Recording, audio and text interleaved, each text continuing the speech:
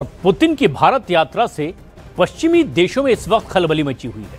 NATO देशों ने Putin के भारत दौरे पर नजर रखने का तो ऐलान ही कर रखा है। वहीं पुतिन के तिलिस्म को समझने में अब यूरोप की महाशक्तियां भी जुट चुकी हैं।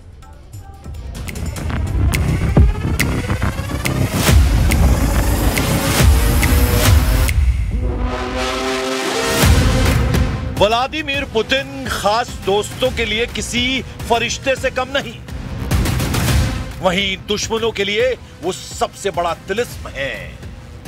पुतिन के दुश्मनों के लिए उनकी पूरी दुनिया ही अबूझ है, चाहे उनकी गाड़ी और सेनेट हो, उनका प्लेन इल्यूजन IL-96 300 PU हो, या फिर उनके इर्द गिर्द दिखने वाला ब्रीफकेस, सबके अपने तिलिस्म हैं।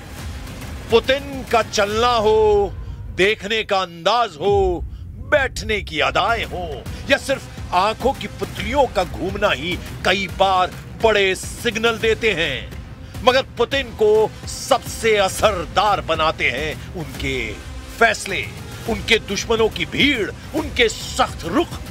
पुतिन जो ठान लेते हैं वो करके दिखाते हैं। पुतिन जैसी दुश्मनी निभाते हैं, वैसी ही दोस्ती के लिए किसी भी हद को पार कर जाते हैं। 5 फीट 7 इंच की साधारण कदकाठी, 70 से 75 किलो वजनी लीडर, जिनका स्किन टोन यूरोपीय लोगों की तरह पीला दिखता है, जिनके बालों पर उम्र के हिसाब से सफेदी चढ़ी हो, उस नीली आंखों वाले लीडर से दुनिया के कई मुल्क खौफ क्यों खाते हैं?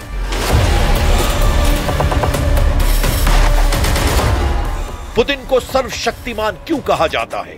सिर्फ दिलेरी भर इसकी वजह तो नहीं, सिर्फ सबसे बड़ा एटमी हथियारों का गोदाम भर इसकी वजह नहीं, सिर्फ अमेरिका से टकराने की जुर्रत भर इसकी वजह नहीं।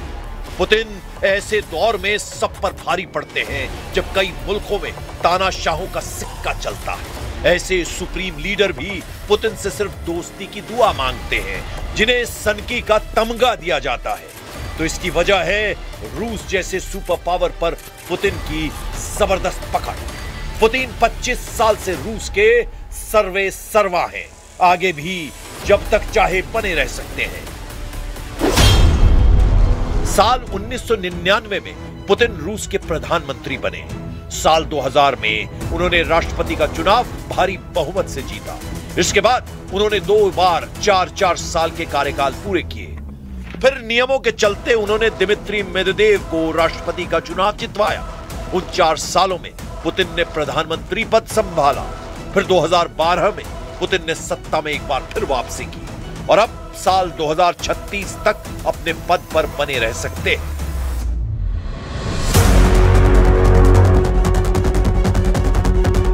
पुतिन के विरोधी कहते हैं कि रूस में उनकी इजाजत के बिना पत्ता भी नहीं हिलता।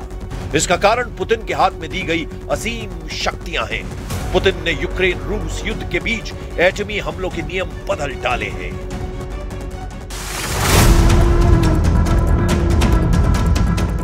यानी रूस से एटमी खतरा सिर्फ यूक्रेन भर को नहीं, उन देशों को भी है जिन्होंने यूक्रेन का युद्ध में साथ दिया है, जिन्होंने यूक्रेन को हथियार दिए हैं, जिन्होंने यूक्रेन की किसी भी तरह मदद की है। उन्हें पुतिन का परमाणु क्रोध झेलना पड़ सकता है। सबसे खतरनाक बात यह है कि अगर पुतिन ने न्यूक्लियर हमले का मूड बना लिया तो उन्हें रोकने का अधिकार भी किसी के पास नहीं है।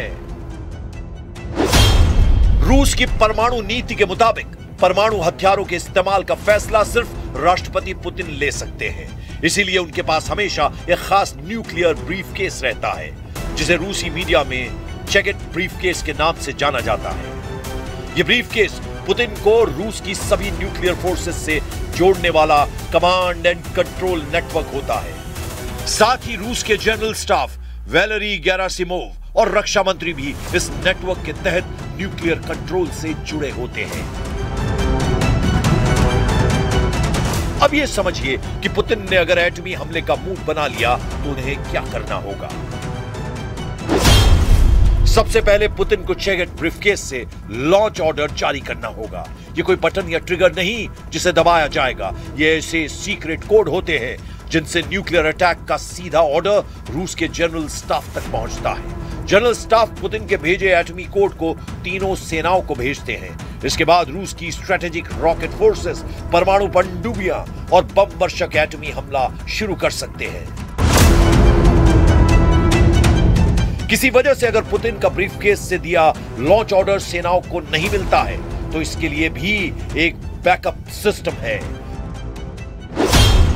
रूस में इसे प्रीमियर सिस्टम और डेड हैंड का नाम भी दिया जाता है, जिससे अगर सारे सिस्टम ठप पड़ जाएं, तब सेनाएं ऑटोमेटिक परमाणु हमला शुरू कर सकती हैं।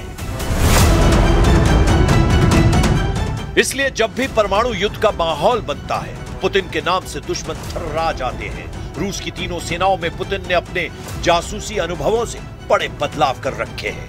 यूक्रेन से युद्ध के दौरान पुतिन ने रूस की सेना मुख्यालयों के साथ चीफ के नाम तक सीक्रेट रखने शुरू कर दिए हैं। रूस में सशस्त्र सेनाओं का सर्वोच्च सैन्य command general staff of Russian armed forces general staff होते हैं। मौजूदा वक्त में Valery Gerasimov chief of general state हैं, जबकि रूस की वायुसेना के चीफ और नौसेना के चीफ का नाम गुप्त रखा गया है, जिससे इन दोनों सेनाओं का कंट्रोल जनरल स्टाफ, रक्षा मंत्रालय और सीधे पुतिन के हाथ में है।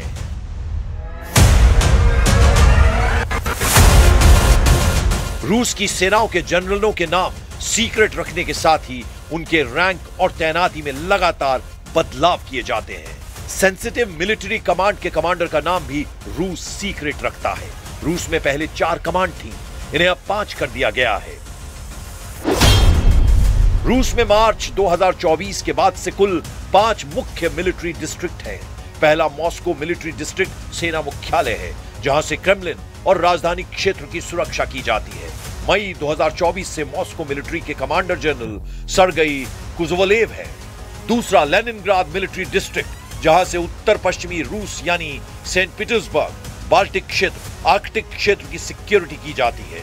अभी लेनिनग्राद के कमांडर येवगेनी निकिफोरोव है। रूस का तीसरा सेंट्रल मिलिट्री डिस्ट्रिक्ट है। इसमें उराल वोल्गा उत्तरी साइबेरिया का इलाका आता है, जिसकी कमान जनरल एंड्री मार्डविचव के पास थी। रूस का चौथा दक्षिणी मिलिट्री डिस्ट्रिक्ट है, जिसका जिम्मा दक्षिणी रूस, काला सागर, नॉर्थ काकेशस और यूक्रेन से विवादित हिस्से की सुरक्षा है। 2024 से यहां के कमांडर का नाम उजागर नहीं किया गया है। रूस का 5वां पूर्वी मिलिट्री डिस्ट्रिक्ट है, जहां से प्रशांत महासागर और साइबेरिया की सिक्योरिटी की जाती है। इसके कमांडर जनरल एंड्री इवानिएव है।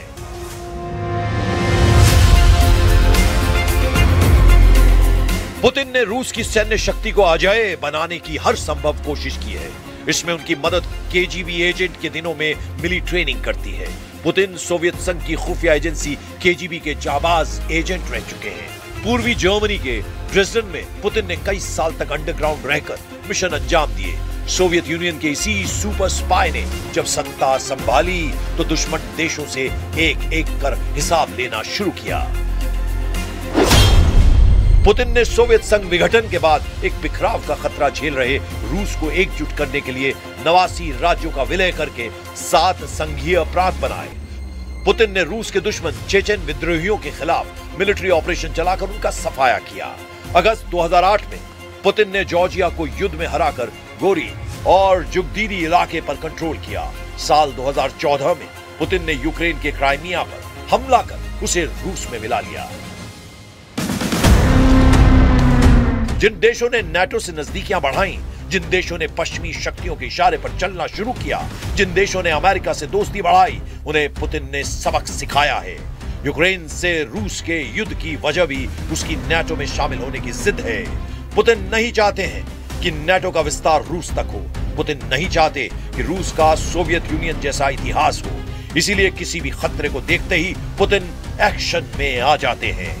लेकिन यही पुतिन दोस्ती की मिसाल भी कायम करते हैं। भारत के लिए पुतिन के दिल में खास जगह है।